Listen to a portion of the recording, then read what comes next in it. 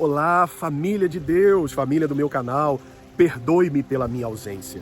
Eu precisei resolver algumas situações e por isso, durante algumas semanas, eu não ministrei as mensagens, eu não fiz as orações, porque a palavra de Deus também diz que há tempo para todas as coisas.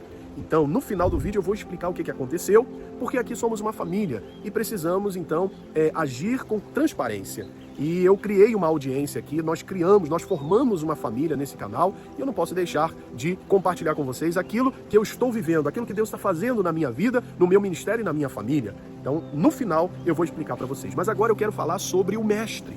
Jesus é o Mestre. E tudo que ele faz e ficou, ou melhor, tudo que ele fez e ficou registrado na Bíblia é para o nosso ensinamento. Você sabia que Jesus ensinou até dormindo? É isso mesmo. Lá na palavra de Deus, em Marcos capítulo 4, a partir do versículo 35 até o versículo 41, é quando o Senhor Jesus está no barco com os seus discípulos. E ele estava dormindo na polpa do barco, sobre uma almofada. Uma lição para nós. Jesus, eu até já falei aqui em outra mensagem, ele costumava orar de madrugada, ele costumava fazer a obra de Deus durante o dia, curando, libertando, ensinando, pregando, ministrando. E quando que ele dormia? Em meio à tempestade. É isso mesmo. O Senhor Jesus, ele fugia do padrão.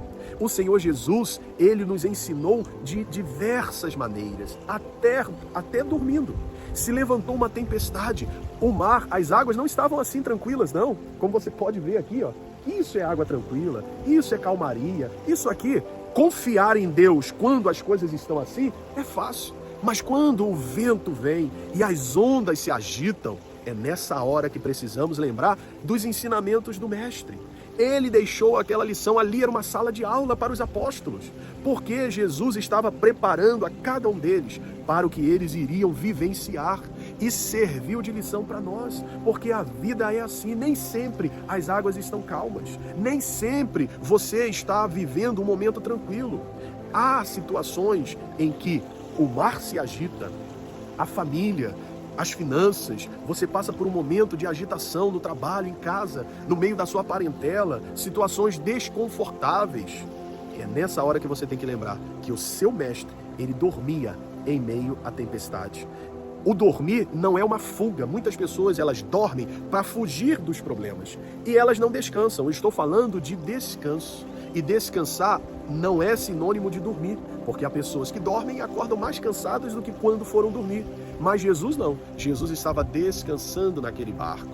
E os discípulos ficaram desesperados. Mestre, mestre, mestre, o Senhor não se importa que pereçamos. O Senhor não vai fazer nada. Jesus se levantou calmamente e disse para eles o seguinte: por que vocês estão com tanto medo? Ainda não têm fé? Vocês ainda não possuem fé? Depois que ele acalmou tudo, no versículo 39, ele vira-se para os discípulos e diz para eles: cadê a fé de vocês? Por que vocês não estão descansando? Eu sei que a minha vida está nas mãos do Pai. Eu sei que há um propósito para a minha vida. Há uma missão que eu preciso cumprir. Você não acredita que Deus tem uma missão para você?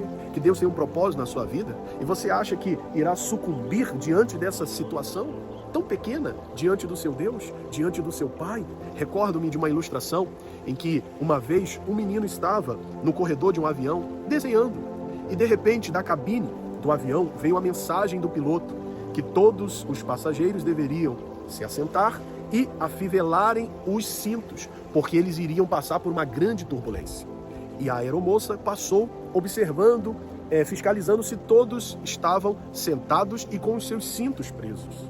De repente ela olhou para o chão e viu aquele menino, e ela o pegou pela mão e disse: menino, você não ouviu o piloto dizer que iremos entrar numa turbulência? Vá para o seu lugar.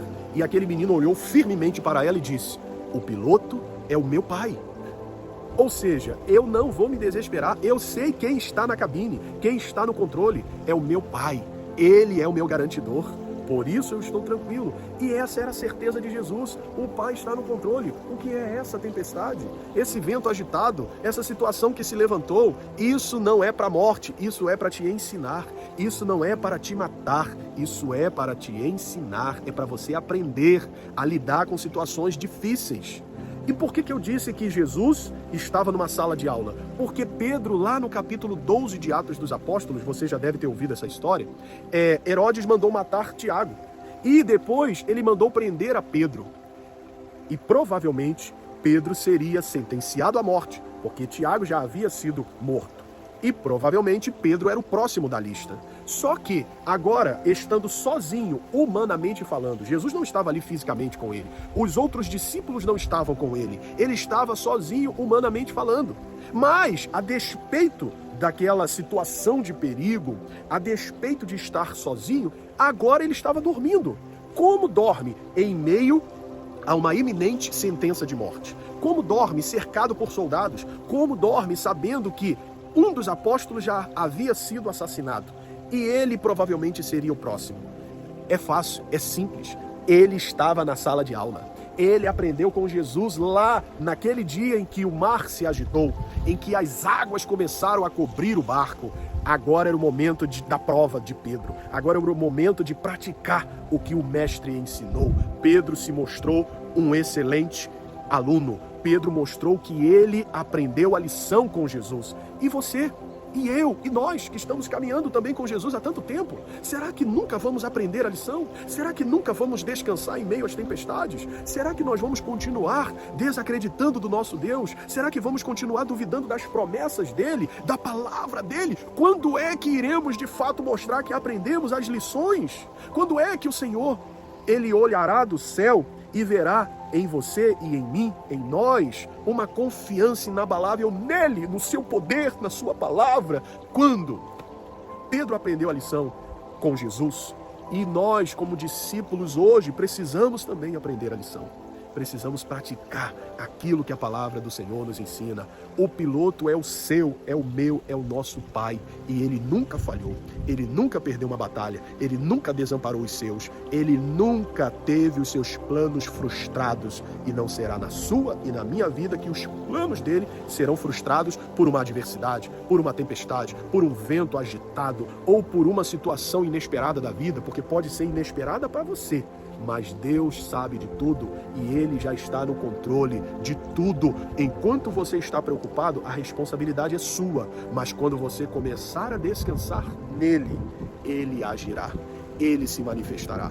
Salmos 35, versículo 5 diz: entrega, confia e Ele age. A regra é a palavra de Deus, é o manual para nós. Tem que entregar e descansar para que Ele possa agir. Se você não entrega, não descansa, se você está preocupando a sua mente, ocupando a sua mente, pré-ocupação, ou seja, é uma preocupação ou uma ocupação, melhor dizendo, precoce. As suas mãos não estão trabalhando, mas a sua mente está ocupada. E como é que você vai conseguir descansar preocupado desse jeito? O salmista disse lá no Salmo 4, em paz me deito e dormirei. Você precisa ter paz para dormir, para descansar. E como ter paz em meio às adversidades? Confiando nele, descansando nele, acreditando nele, que o projeto que ele tem para você não vai terminar aqui, não vai acabar aqui.